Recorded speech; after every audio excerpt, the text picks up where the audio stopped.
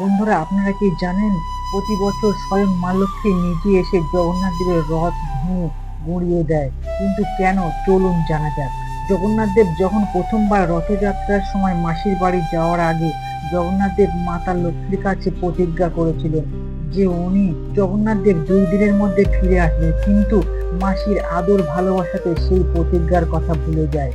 কিন্তু ওদিকে মাতার লক্ষ্মীর রাগ হতে শুরু হয়, কারণ 2 দিনের জায়গায় 4 দিন হয়ে গেছিল।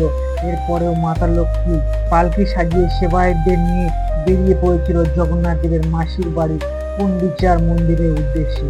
যখন জগন্নাথ দেব জানতে পারলেন মাতা লক্ষ্মী ওনার কাছে দেখা করতে এসেছেন ও প্রচন্ড রেগে আছেন, তখন তিনি মাতা লক্ষ্মীর হাত থেকে বাঁচার জন্য তিনি এসে আদেশ করে সিংহ দরজা শক্ত করে বন্ধ করে দিতে, যাতে মাতা লক্ষ্মী ভিতরে প্রবেশ করতে না পারে।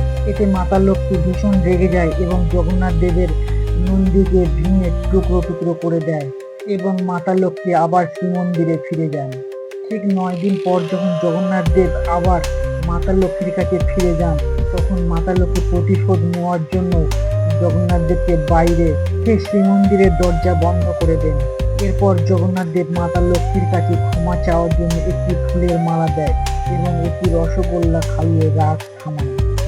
এই ঘটনাটিকে আজও আমরা জানি হীরা পঞ্চমী নামে।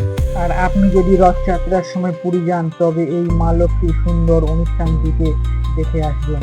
আর ভিডিওটি যদি একটুও ভালো লেগে থাকে তবে কমেন্টে লিখুন জয় জগন্নাথ দেব।